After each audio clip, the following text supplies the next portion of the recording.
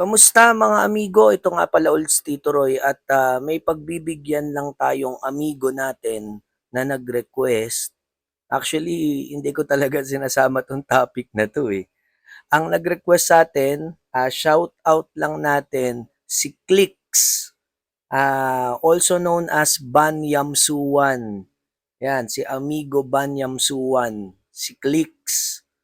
Ang request ni Amigo Clicks is ang sabi niya, "Tito Roy, baka pwede next topic, tips paano dumiskarte sa chicks."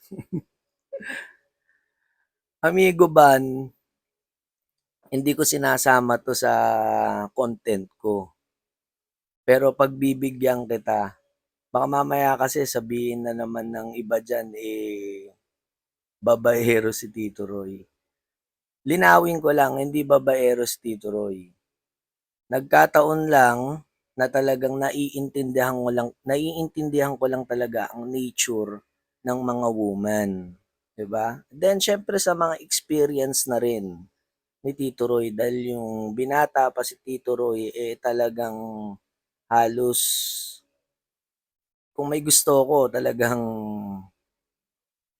didiskartehan ko yun, liligawan ko yun. Pero dati yon, hindi na ngayon. Sige, pagbibigyan natin si Amigo Clicks, Amigo Banyam Suwan. Minimal tips lang. Ah, ang tip ko is bakit kailangan mo pang tanungin sa isang babae na halimbawa may gusto kang diskartehang babae. Tatanungin mo yung babae, sasabihin mo sa kanya na may boyfriend ka na ba? 'Di ba? May asawa ka na ba? Hindi na kasi tinatanong 'yun. Kasi 'pag tinanong mo 'yun, magmumukha kang walang alam, 'di ba? Magmumukha kang walang alam sa game, 'di ba? Wala kang game, 'yun ang kalalabasan nun, 'yun ang dating dun sa mga babae, wala kang alam sa game. 'Di ka marunong manligaw, 'di ba? Kasi eventually, pagka naramdaman alam naman ng mga babae yan kung dinidiskartehan mo sila. Sila na rin mismo magsasabi sa'yo niyan, na meron siyang boyfriend, meron na siyang asawa. Siya na rin magsasabi sa'yo niyan. 'Pag mararamdaman niya, alam ng mga babae yan kung dumidiskarte ka o dinidiskartehan mo siya. Tsaka bakit bakit kailangan pa ba kasing tanungin na kung may boyfriend o may asawa, usually naman yung mga babae naman, kahit nga hindi gaano kagandahan ng isang babae, meron at merong nakapalibot diyan na lalaki. Meron at meron nakaabang diyan. Lagi.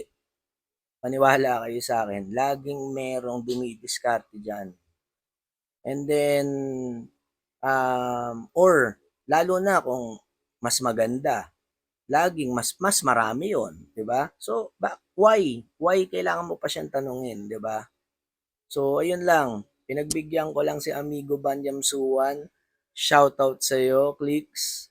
Ayun, kita-kita tayo ulit sa next video ni Tito Roy. Ingat kayo palagi, mahal na mahal ko yung Tito Roy at galingan niyo lagi sa buhay. Bye!